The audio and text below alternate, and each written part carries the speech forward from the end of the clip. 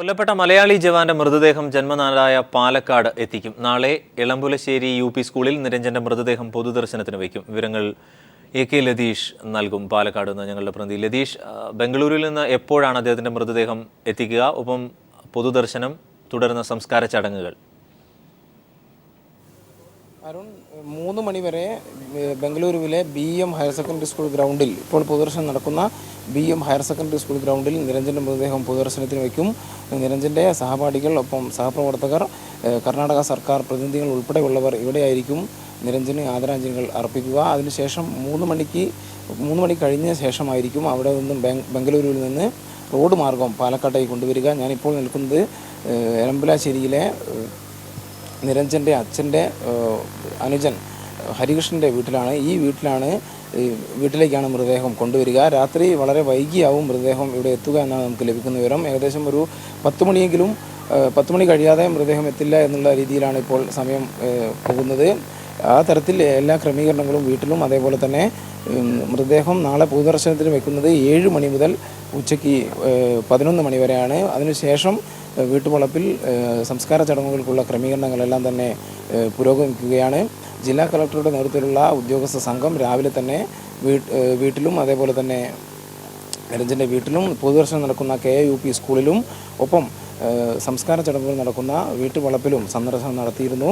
ഇത്തരത്തിൽ ഇവിടെ ജില്ലാ ഭരണകൂടത്തിൻ്റെ ഭാഗത്തു നിന്നുള്ള ക്രമീകരണങ്ങളെല്ലാം തന്നെ പൂർത്തിയായി വരുന്നു. കോയമ്പത്തൂരിൽ നിന്ന് ഒരു സൈനിക വ്യൂഹവും മൃതദേഹത്തെ അനുഗമിക്കുമെന്നുള്ള വിവരമാണ് നമുക്ക് ലഭിക്കുന്നത്. എന്തായാലും രാത്രി വൈകി മൃതദേഹം ഇവിടെ എത്തും. രാവിലെ പൊതുദർശനവും അതിനുശേഷം ഉച്ചയോടെ സംസ്കാര ചടങ്ങുകൾ നടക്കും. മുഖ്യമന്ത്രി ഉമ്മൻചാണ്ടി അടക്കമുള്ളവർ രാത്രി തന്നെ ഇവിടെ എത്തുമെന്നാണ് ജില്ലാ കളക്ടറിൽ നിന്നും നമുക്ക് ലഭിക്കുന്ന വിവരം. അരുൺ, ലതീഷ് തുടരുക. ബാംഗ്ലൂരിലെ വിവരങ്ങൾ നൽകാൻ കുഞ്ഞപ്പൻ ടെലിഫോൺ ലൈനുണ്ട്. കുഞ്ഞപ്പൻ, ബംഗളൂരുവിൽ എവിടെയാണ് അദ്ദേഹത്തിൻ്റെ മൃതദേഹം പൊതുദർശനത്തിന് വെച്ചിരിക്കുന്നത്? ഒപ്പം എപ്പോഴാണ് നാട്ടിലേക്ക് മൃതദേഹം അവിടെ നിന്ന് തിരിക്കുക?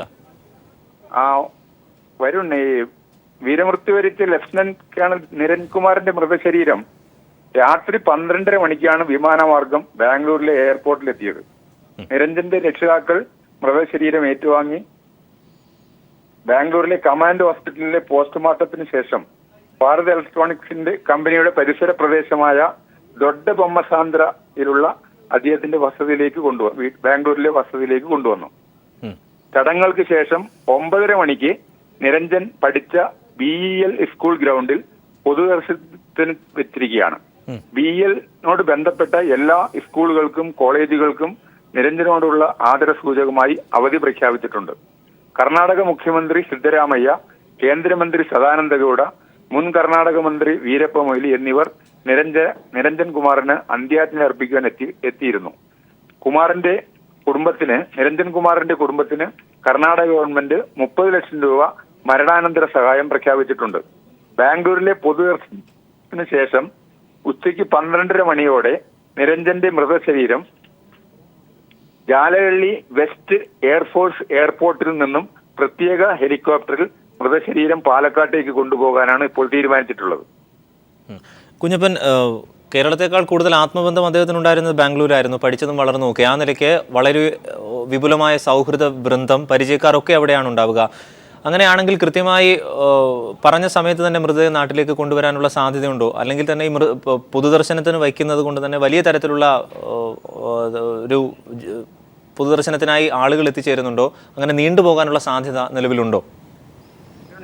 BEL ഡെപ്യൂട്ടി മാനേജറായിട്ട് ഉദ്യോഗത്തിൽ നിന്നും പിരിഞ്ഞ ശിവരാജാണ് നിരഞ്ജൻ കുമാറിന്റെ അച്ഛൻ. ഏതാണ്ട് 40 വർഷമായിട്ട് ശിവരാജനും നിരഞ്ജൻ കുമാറിന്റെ അച്ഛൻ ശിവരാജനും കുടുംബവും ബാംഗ്ലൂരിലാണ് താമസം. നമ്മൾ പ്രത്യേകിച്ച് ഈ BEL ഏരിയ എന്ന് പറയുന്നത് മലയാളികൾ കൂടുതൽ തിങ്ങിപ്പാർക്കുന്ന സ്ഥലമാണ്. അതായത് ദൊഡ്ഡ ബൊമ്മസാന്ദ്ര കൂടാതെ വിദ്യാരണ്യപുര, മത്തിക്കര, യശന്തപുര, ഈ ഏരിയകളെല്ലാം മലയാളികൾ കൂടുതൽ താമസിക്കുന്ന ഏരിയയാണ്, പ്രത്യേകിച്ച് BEL ഫാക്ടറിയുടെ ആയതുകൊണ്ട്. അപ്പോൾ അതുകൊണ്ട് തന്നെ മലയാളികളും അല്ലാത്തവരും അദ്ദേഹത്തിന് വളരെയധികം ഈ കുടുംബമായിട്ട് ആത്മബന്ധമുള്ള ഒട്ടേറെ സുഹൃത്തുക്കളും കോളേജിലും BEL ആയിട്ട് ബന്ധപ്പെട്ട ഒട്ടേറെ അച്ഛന്റെ സുഹൃത്തുക്കൾ എല്ലാവരും തന്നെ വന്നുകൊണ്ടിരിക്കുകയാണ്. കൂടാതെ ഇവരുടെ BEL CMD SK ശർമ്മ വന്ന അദ്ദേഹത്തിന് ആദരാഞ്ജലികൾ അർപ്പിക്കുകയുണ്ടായിട്ടുണ്ട്. കൂടാതെ ജനറൽ മാനേജർ മലയാളി ആയിട്ടുള്ള ജനറൽ മാനേജർ റാണി വർഗീസ്, മറ്റ് BEL ഉദ്യോഗസ്ഥരും വന്ന് അന്ത്യാഞ്ജലി അർപ്പിച്ചിട്ടുണ്ട്.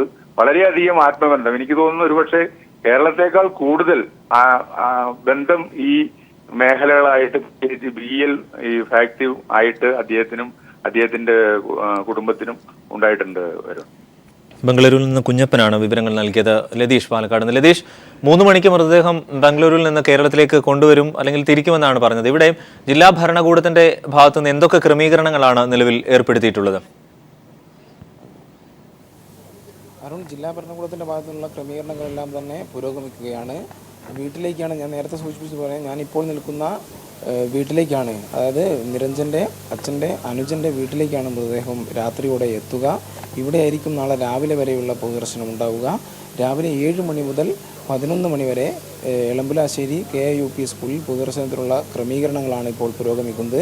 അതിനുശേഷം അവിടെ നിന്നും മൃതദേഹം ഇവരുടെ തറവാട് വീടായ കളരിക്കൽ വീട്ടുവളപ്പിൽ എത്തിക്കും. അവിടെയാണ് സംസ്കാര ചടങ്ങുകൾ നടക്കുക. പൂർണ്ണ ഔദ്യോഗിക ബഹുമതികളോടെ ആയിരിക്കും സംസ്കാര ചടങ്ങുകൾ നടക്കുക. സൈനിക ബഹുമതികളോടെ സംസ്കാര ചടങ്ങുകൾ നടക്കുമെന്നാണ് ജില്ലാ ഭരണകൂടത്തിൻ്റെ ഭാഗത്തു നിന്ന് ജില്ലാ കളക്ടർ നമ്മെ അറിയിച്ചിരിക്കുന്നത്. അരുൺ. ലതീഷ്, ജില്ലാ കളക്ടർ മേരിക്കുട്ടി ഇതുമായി ബന്ധപ്പെട്ട് നമ്മോട് പ്രതികരിച്ചിട്ടുണ്ട്. ആ പ്രതികരണത്തിലേക്ക്. ആദ്യം തന്നെ നമ്മുടെ അന്തരിച്ച ജവാൻ ധനഞ്ജന് എല്ലാവിധ ആദരാജ്ഞലിയും.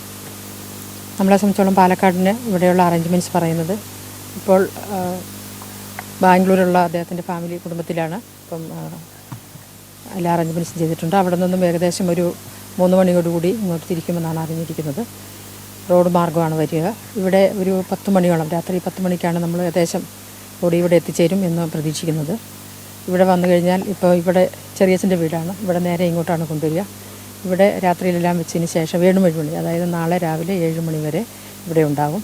അതിനുശേഷം ഇവരുടെ നമ്മൾ KIUP സ്കൂളിൽ വെച്ചിട്ടായിരിക്കും അവിടെ പൊതുദർശനത്തിന് വയ്ക്കും. 7 മണി മുതൽ എല്ലാ പൊതുജനങ്ങൾക്കും വന്ന് കണ്ട് ആദരാജ്ഞലികൾ അർപ്പിക്കാനുള്ള എല്ലാ സൗകര്യങ്ങളും ചെയ്തിട്ടുണ്ട്. പോലീസും റവന്യൂ ഉദ്യോഗസ്ഥന്മാരും എല്ലാ വകുപ്പ് ഉദ്യോഗസ്ഥന്മാരും അതുപോലെ തന്നെ ജനപ്രതിനിധികളും എല്ലാം ഇവിടെ എത്തിച്ചേർക്കുമെന്ന് അറിഞ്ഞിട്ടുണ്ട്. എല്ലാ അറേഞ്ച്മെൻറ്റ്സും നമ്മൾ ചെയ്തിട്ടുണ്ട്.